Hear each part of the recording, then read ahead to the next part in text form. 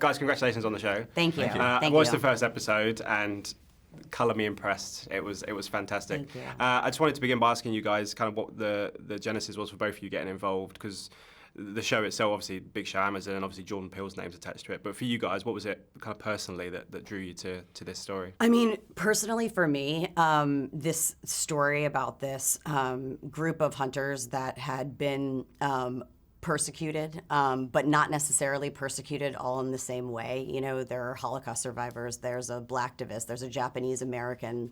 A blacktivist, I've not heard that term before. That's really good. Thank you.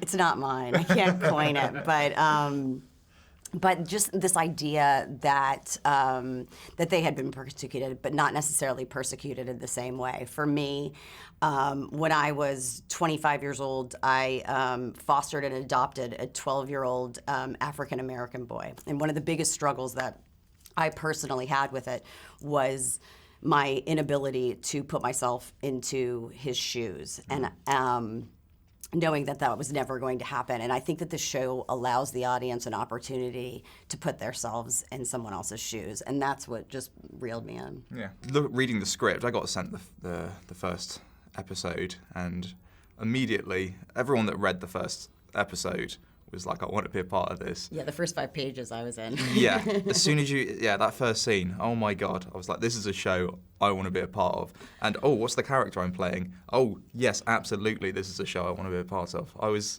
in Alton Towers when I got the script through, and I was like, oh, okay, great, I'll learn it on the way back. And my friend was drilling me, and I was like, this is one I'm really excited about. So I really put some time into it.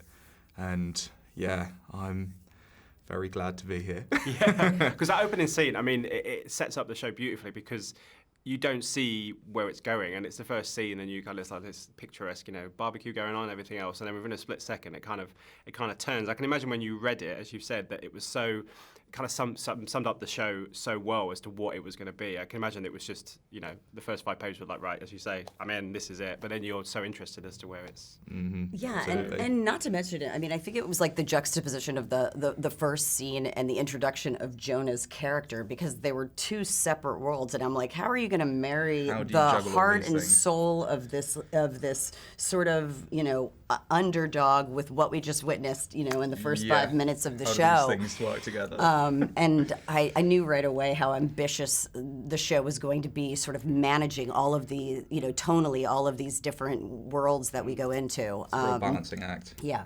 Yeah, I want to ask you about your character, because he reminded me a little bit in that first episode of like the Joker, in the sense that you don't know where he's coming from. Yeah. You just know he's there and he's got a purpose and he's gonna do it. I mean, when you read the character, I mean, what drew you to him? Because he's a bit of an enigma, which is kind of the best villains in a way, and that you don't quite know what their motives are. Yeah, he definitely wants to watch the world burn, much as the way the Joker does.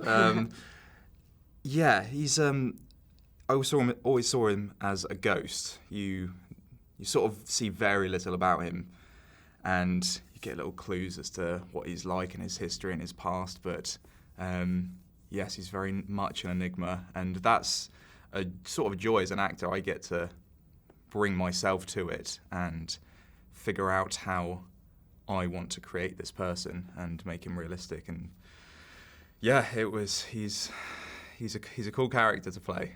I can imagine. There's so many. I mean, at the moment we've had obviously very different, but things like 1917, and we seem to be going back to our history for the new generation to learn about where we've come from and where we're going and all that kind of stuff. How important do you think a show, despite the tone and everything, that the history is right, and that you kind of telling people what they need to know and making them involved in that sense that they, you know, young audiences probably don't know. No, I mean, absolutely. I mean, my son's generation has an understanding of what the Holocaust is, but doesn't know the specificity of the horrors of the war and the camps. And I think that it's really, really important to remind people what happened in the past, so that we can prevent it from happening again.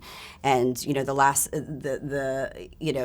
generation of Holocaust survivors are now dying out, and I think it's important for us. I think that we have a responsibility to tell this story so that people can be aware of what happened, so that we can we can make sure that it happens, that it never happens again. People forget very easily. We took great pains to make the scenes that take place during the Holocaust as authentic as possible, and we trying to pay as much reverence to it, as we could going through. And we had a number of different researchers, Holocaust scholars, and a number of different people that were all weighing in to help us do just that. Yeah, you guys really cared about making everything, respecting everyone's side of the story, and also making everything as realistic and as grounded as possible. Yeah, absolutely. I wish you all the best for it, guys. Thank you so much for your time. Yeah. Absolute Thank pleasure. you very much. Lovely to Thanks. Appreciate it. Thank you Thank so you, much. buddy. Cheers. Ladies and gentlemen, you're watching Hey You Guys! Hey You Guys, huh? Hey, you guys. Is that from the Goonies? It is indeed, yeah. Nice. Hey, you